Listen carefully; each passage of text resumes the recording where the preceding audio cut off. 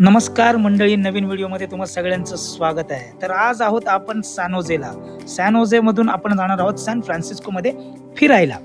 1934 ते 1937 पर्यंत ह्या गोल्डन गेट ब्रिजचं काम सुरू होतं. तर हे आहेत गोल्डन गेट ब्रिजचे इंजिनियर आणि हा आहे गोल्डन गेट ब्रिज. लांबूनच हा ब्रिज एवढा कडक दिसत होता, म्हटलं आपण पण ह्या ब्रिजवर जाऊया. या टोकापासून त्या टोकापर्यंत जाण्यासाठी आपण प्रवास सुरू केला.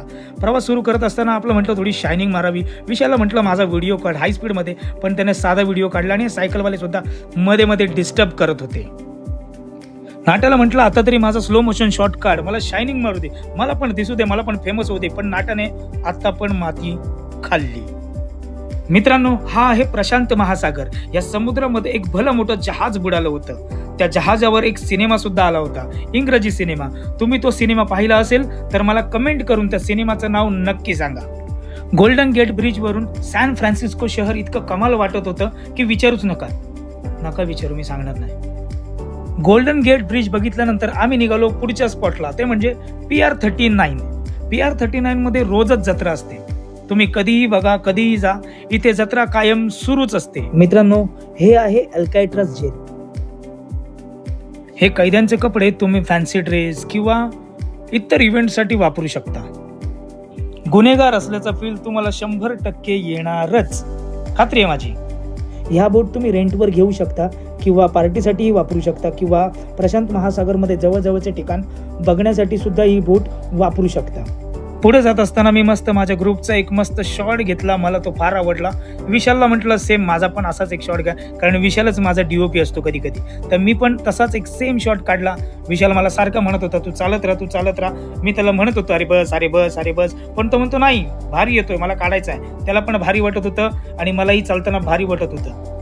इकडे तिकडे बघत थोडीशी शायनिंग मारत मी पण हा पूर्ण व्हिडिओ रेकॉर्ड करून घेतला. मी पण हा काय एडिट केला नाही. म्हटलं चालू दे, जोपर्यंत चालतंय तोपर्यंत नाट्याची हाऊस भागते, तोपर्यंत भागू दे.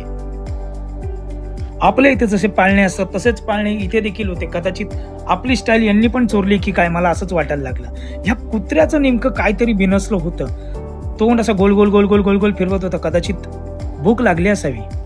थोडंसं पुढे आल्यानंतर सर्कसचा कार्यक्रम चालू दिसला. म्हटलं आपण पण या सर्कसच्या कार्यक्रमाचा आनंद घ्यावा. थोडी रेकॉर्डिंग तो बनतीये बॉस. सर्कसच्या या कलाकाराने आपली कला दाखवायला सुरुवात केली होती. PR39 मध्ये आलेल्या प्रत्येक पाहुण्याचं तो स्वागत करत होता. आपल्या स्वतःचा तोल सांभाळत तलवार ह्या हातावरून त्या हातावर, त्या हातावरून ह्या हातावर कॅच करत होता. सर्कसचा शो संपल्यानंतर आम्ही गेलो दुसऱ्या ठिकाणी. आम्हाला लांबूनच गोल्डन गेट ब्रिज पुन्हा दिसला. तिथे खूप ढग आले होते. आमचं नशीब चांगलं होतं म्हणून आम्हाला गोल्डन गेट ब्रिज खूप स्वच्छ आणि व्यवस्थित दिसला. पक्षीही पाण्याचा आनंद घेत होते, मजा करत होते. मित्रांनो, हे आहे अल्काट्राझ जेल. या जेलमधून कित्येक कैद्यांनी पळून जाण्याचा प्रयत्न केला, पण आज तगायत एकही कैदी किनाऱ्यापर्यंत पोहोचू शकला नाही. याचं मागचं कारण या समुद्रातले शार्क मासे. जो भाग गया उसको माशेने खा गया.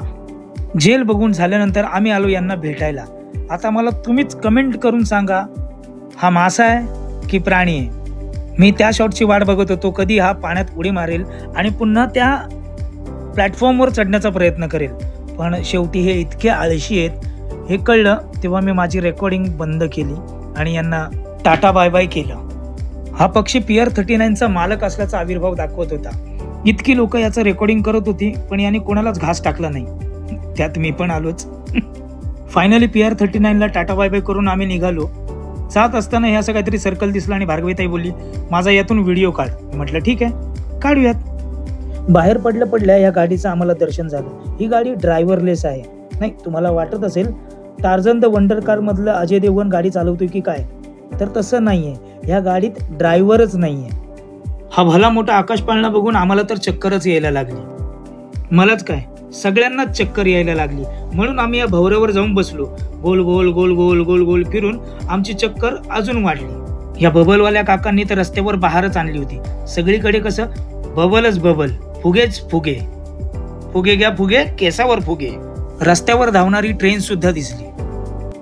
ही 3 चाकी अँटिक गाडी सुद्धा दिसली. आपल्याकडे नॉर्मली रिक्षाला पहिलं चाक पुढे असतं आणि मागे 2 चाक असतात, पण ही उलटीच आहे. पुन्हा ड्रायव्हरलेस गाडी दिसली आणि त्यातला प्रवासी आम्हाला ओरडून सांगतो या गाडीत ड्रायव्हरच नाहीये. ही गाडी एवढी टेक्नॉलॉजीने भरलेली आहे की ही विदाऊट ड्रायव्हर तुम्हाला योग्य त्या ठिकाणी योग्य त्या जागेवर पोहोचवते. कसलीही भीती मनात न ठेवता आनंदाने या गाडीत प्रवास करतात. ह्या काकी कानात हेडफोन लावून गाण्याच्या तालावर नाचत होत्या. तुम्हीही असं केलं असेल तर मला कमेंट करा, नक्की सांगा. मित्रांनो, तुम्हाला हा व्हिडिओ आवडला असेल तर लाईक करा, शेअर करा आणि सबस्क्राईब करायला विसरू नका. थँक्यू.